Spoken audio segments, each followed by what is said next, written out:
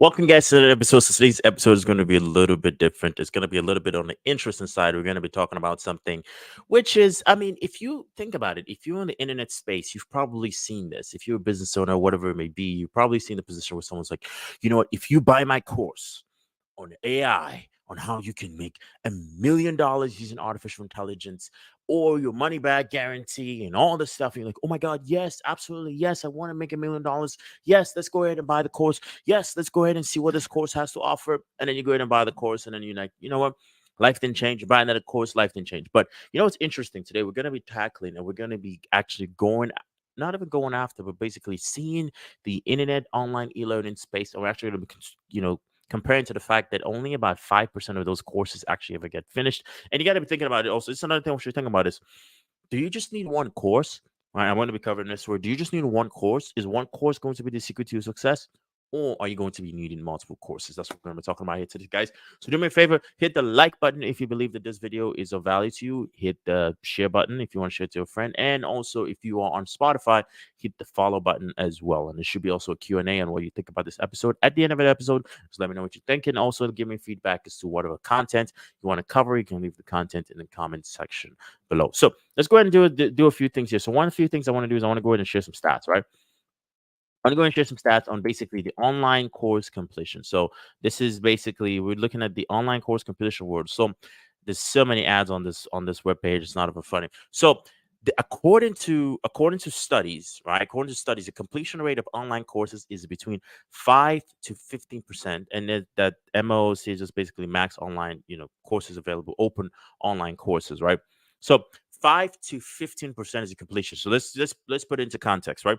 So if you put 100 courses out there and you get 100 enrollments, only about 5 people will actually end up completing the course. Now you got to think about this is how I want you to think about it. Okay, so we're looking at the stats right now. I want to go, okay, is it a good thing the fact that we're having a low completion rate? Is it a bad thing the fact that we're having a low completion rate? How does this actually ever sum together on the grand scheme of things, as far as you as a someone who's like, you know what, I actually want to create an online course.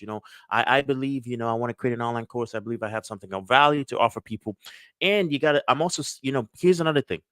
As we asking ourselves this kind of questions, as far as like, I want to, am I making an online course because I want to make money? Am I making an online course because I want to help people? And also, if you got to think about it from a perspective as to, if you are somebody who takes online courses, you're gonna think about as to, is the person making the online course doing it for my best interest, or are they doing it just because of the fact that they want to make money, right? So let's go ahead and continue looking at some stats here. So we're going to look at some stats here. So the fact that we're looking at the fact that online courses is basically, people are basically creating online courses. There's a rise of internet gurus. I mean, how many of you have gone on Instagram right now? You can go on Instagram and you pretty much find some guru saying, my course is the secret to wealth, and my course is the secret to success. So let's go ahead and look at this course, this statistics here. So according to actual survey, according to stats, the e-commerce, the e-learning industry as of the year 2021 is a $300 million industry. And you're like, whoa, 300 million. Yeah, I know 300 million is not, it's not a small amount of money, but the online e-learning space is a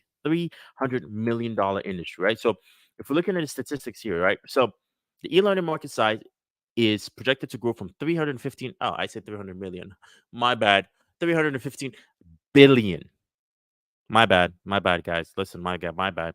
It's a $315 billion industry in 2021 to be more than 1 trillion in 2028. So it's slowly actually catching up. We're gonna look at the stats where it's actually slowly catching up to your regular education that you have, where if you go get a college degree. Yeah, because you'll be surprised to see the stats as to how much money those colleges are making. And we're also going to be covering the stats as to the fact that how many people are actually using their college degrees? Have you actually ever thought about that? Like, most people get a college degree, get a 4-year degree, get a 2-year degree, go get a PhD. How many people are actually using those degrees or in fields where the degrees are actually being used, right? It's mind blowing when you see the stats and you're like, wait, are you telling me that this percentage of people are not actually using a degree? So what's the point? I go to college, I get in debt, I get all this degree. They tell me I should get a degree, but am I actually making money from it, right? So if we look at the stats, and we continue to look at the stats here. So the e-learning market size is projected to grow from 315 billion in 2021 to more than 1 trillion in 2028. So out of that, 1.38 billion learners, around 8% of the globe, were impacted obviously due to the fact of what happened in 2020, 2021.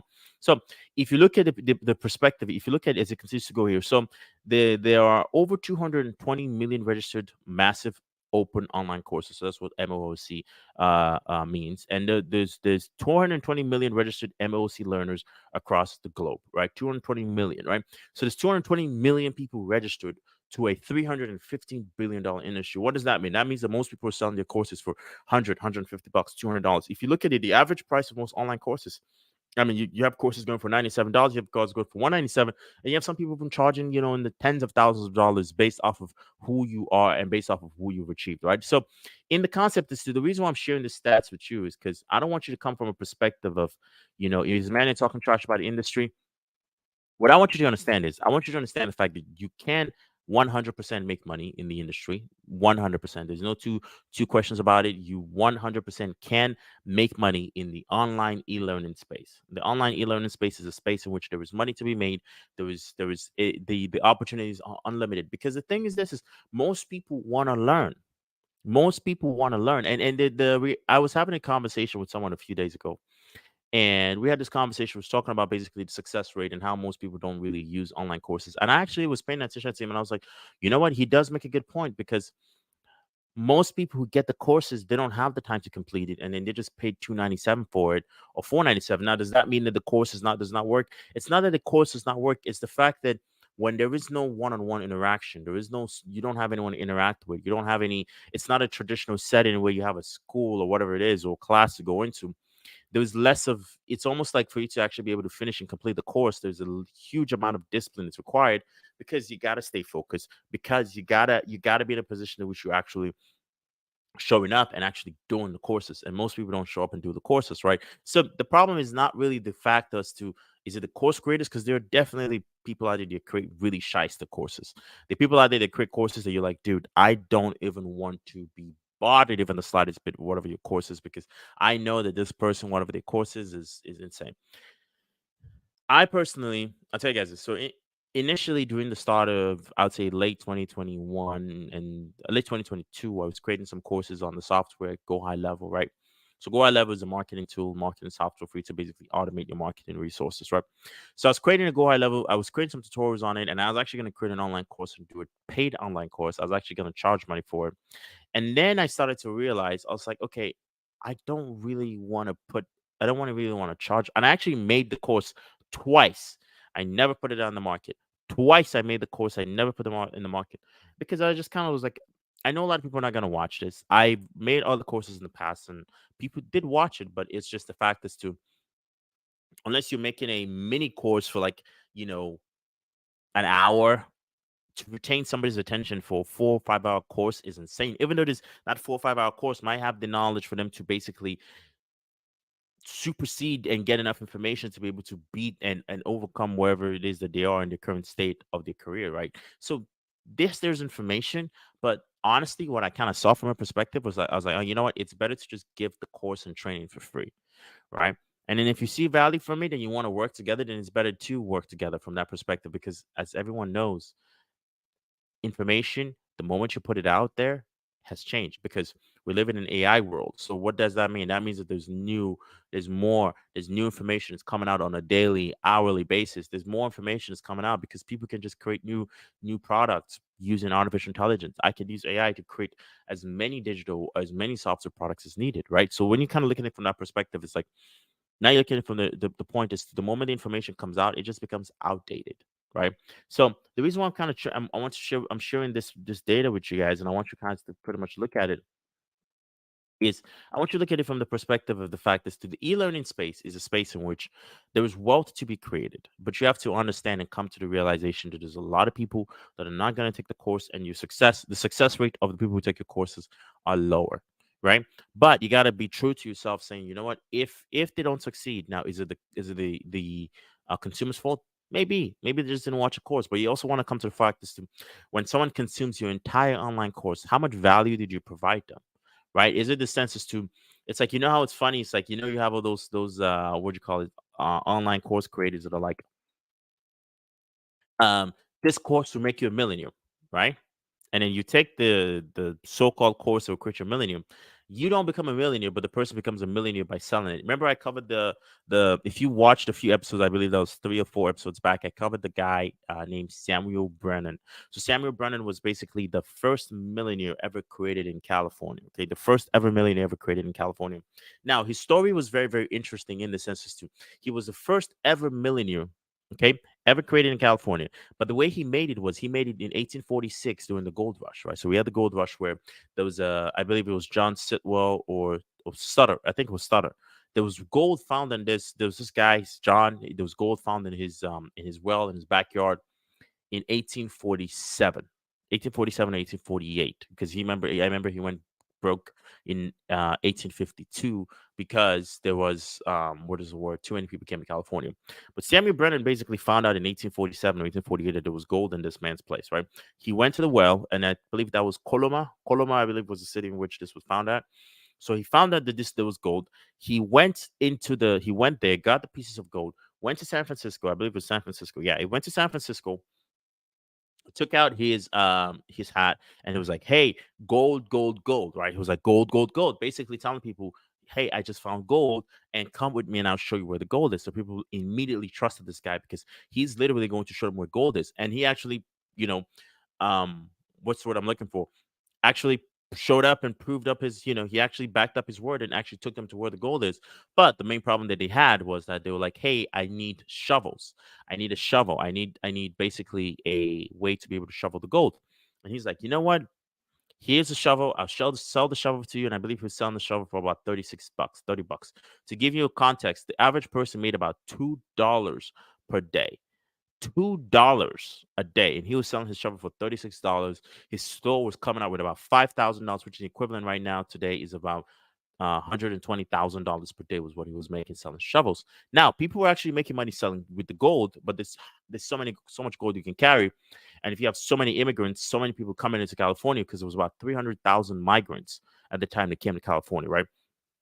They came to California, about 300,000 migrants. There's a lot of gold, but most people, there's so much limited you can carry, right? And if you look at it as to the average ounce of gold at the time was about $20.67. It was about $20.67. So $20.67 was the average ounce of gold at the time, which if you convert it to today's dollars was about $840. So for every ounce of gold that you carried at the time was about $800 is what that gold was worth. So what ended up happening was he was making more money than the people that was actually digging the gold, because he made more money. Because one, the odds of you finding the gold, maybe you couldn't find the gold when you went digging, but you needed a shovel, right? And he sold shovels, he sold beef, he sold all sorts of things, but he made more money because 1 ounce of gold was $20.67 per ounce by the time. One shovel was $36.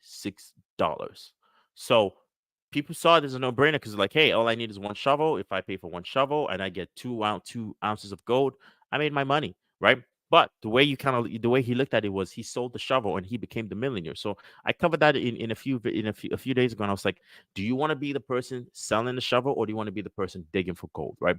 Now the thing about online courses, you gotta think about it is too, when you sell the online course, you will make millions, but the people using your online course, maybe 3 to 2% of them will actually make millions, but you're guaranteed to make millions because you're the one selling the shovel. So now you're looking at it from a perspective as to, if you're taking online courses, you're like, wait, I'm being capitalized on. This person's taking advantage because, they're making money off of me. They're the one selling me the shovel, and then now I have to go dig for gold. But here's the concept. Here's the reality is, when you are looking at it from a perspective of you have to go dig for gold, I want you to look at it from this frame of mind is too. Everyone is going to get paid regardless. But you have to think about it as to, don't spend your money, don't spend your time going to look for gold when you're not going to commit fully. The reason why most people don't finish online courses is because, one, it's boring. Online courses sometimes are boring. Nobody wants to sit there in front of a screen learning. Nobody wants to do that. I mean, you gotta think about it. Most people want to be entertained. Like, you ever notice how the people have like a 20 to 30-second attention span when it comes to like anything educational? Like, you open a book and you look at the first page of the book, you're like, oh, and then you stop falling asleep. But then you're on Netflix, you turn on an episode of Netflix, and you can binge watch your show for 5, 6, 7 hours, finish that, and binge watch another show for another 7 hours. Reason being is, online courses actually require you to engage. It actually requires you to for lack of a better word, it actually requires you to put in effort to actually learn.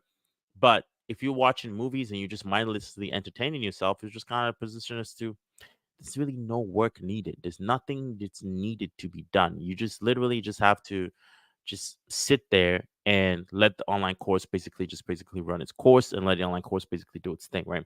So you gotta look at it from a perspective as to if you're going to invest in online courses, then you have to pretty much be willing to go all the way, right? If not, then there's no point in doing it. Now, another thing which was interesting was too, I kind of was very curious. I'm like, how many people have actually seen success using online courses, right? I really wanted to see the stats as to what was the data showing how many people actually see success. So I couldn't really find that much data as to, how many people see success with online courses. So what I did was I went ahead and I ran a poll. Now I ran a poll and let me see if I could pull that poll up right now. So I ran a poll on my Twitter, and I ran this poll on Twitter. Basically, have you taken an online courses in the past? And if you have, how effective has it been in your life or business?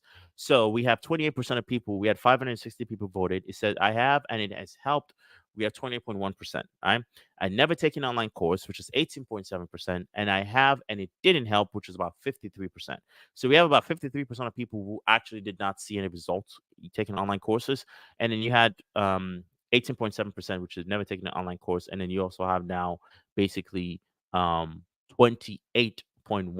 So 28.1%, which basically they actually saw results when it came to the online course. 28% when they actually saw results. So it all pretty much is subjective. I didn't go too deeper into this. And someone made a comment to tried some courses, mostly just for making money, not teaching. So I mean, yeah, which I mean, it all depends on how you pretty much look at it for the most part.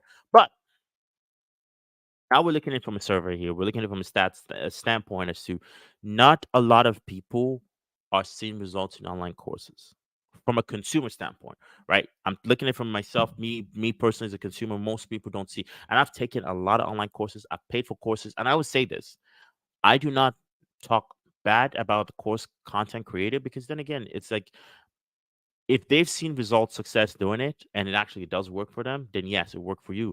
But I also want you to look at it from this perspective as to if somebody's going to teach you how to be a millionaire, why teach you how to be a millionaire when they can just do the same thing themselves? Right? That's kind of the way I look at it is to someone's like, this course will make you a millionaire. Why are you teaching me how to be a millionaire when you could just keep all the money for yourself? Right? It's because the concept is to, it's the same concept with Sammy Brennan. Why not just keep all the gold for yourself? Why not? Why come basically show me that I can go dig for the gold as well, just like you would have been able to dig for the gold?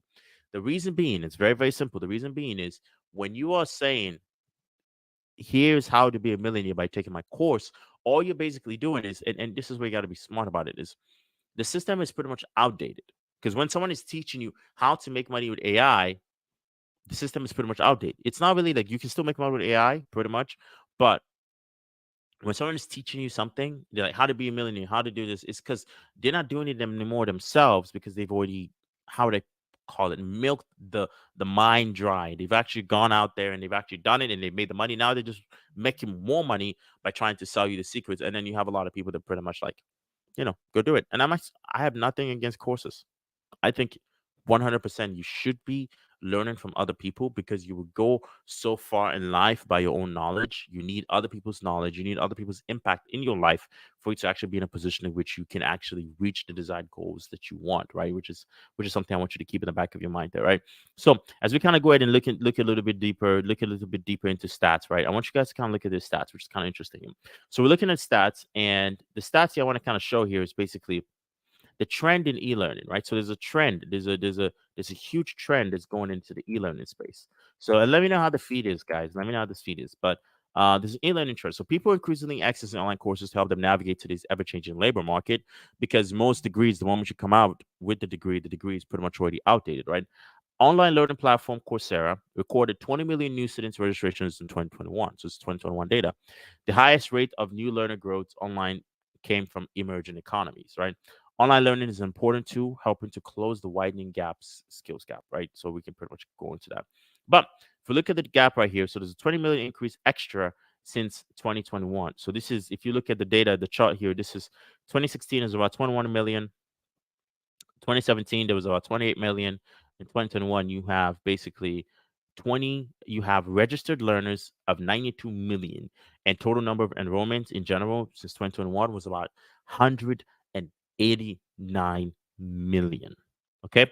Now the reason I want to kind of pretty much show you this math is to there is an increased trend, there's an increased growth in people basically getting into the online space. I mean, you could make a fitness course, and people would buy a fitness course because they want to learn about fitness. You can make whatever course, and people be like, you know what, I really like what this person's saying, and I really want to learn from them. And guess what?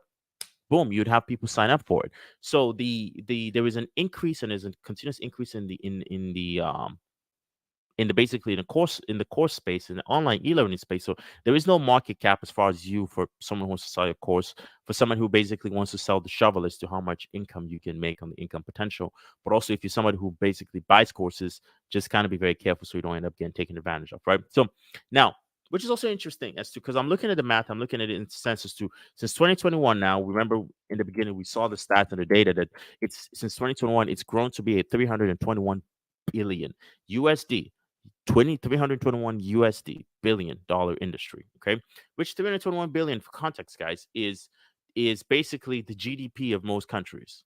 Okay, most countries don't even have 300 billion in the bank. They don't have 300 billion, and that's basically how much the e-learning space has grown. Right now, what's interesting, because if we contrast this data, I want you guys to see, as if we contrast this data with the actual colleges, right, with the colleges themselves, and we say, okay, how much money does the average typical college make? So I want you guys to see this: the average typical college, right? So the average college, the college industry, which is which is almost, honestly, if you ask me, it's insane how much money they have. And I believe I covered um a few weeks ago, probably it's been a few months now, the endowments, basically how much money each college has. And I believe like Harvard has like 53 billion, right? They have way more money than even Facebook has, right?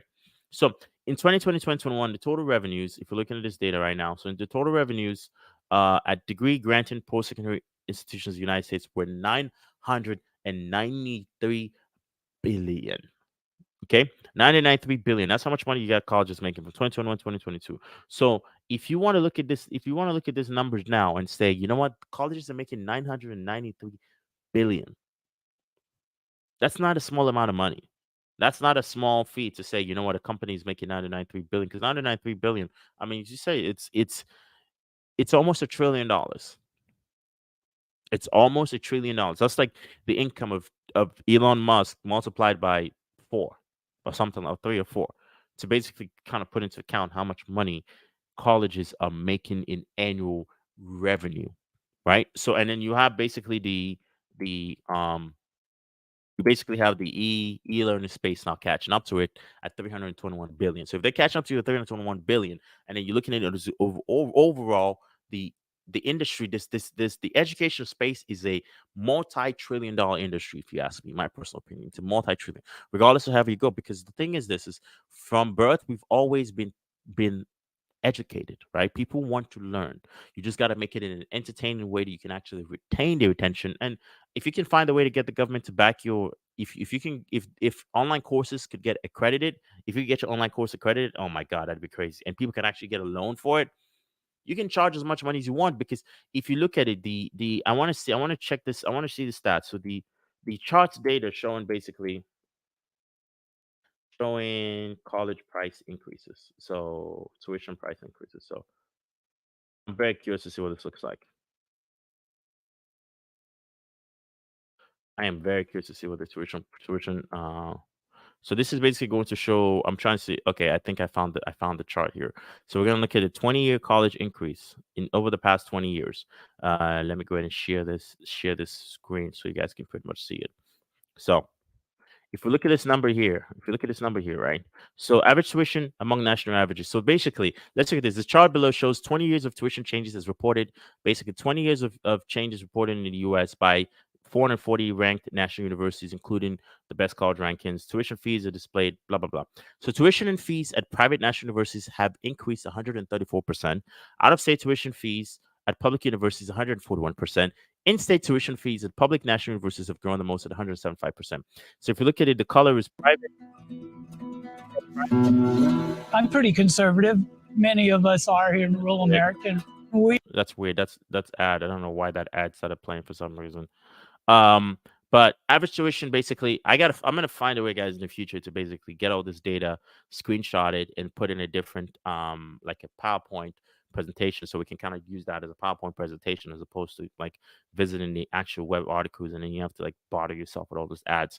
But I'm gonna speak to my team, and we're gonna see how we can do that for maybe in the next 10 or 11 episodes from now. So we gotta basically, if you look at this, so average tuition among national universities, we have 2003 to 2023. We have it basically, the private institution was around, in 2003 was about 19,000, right, annually.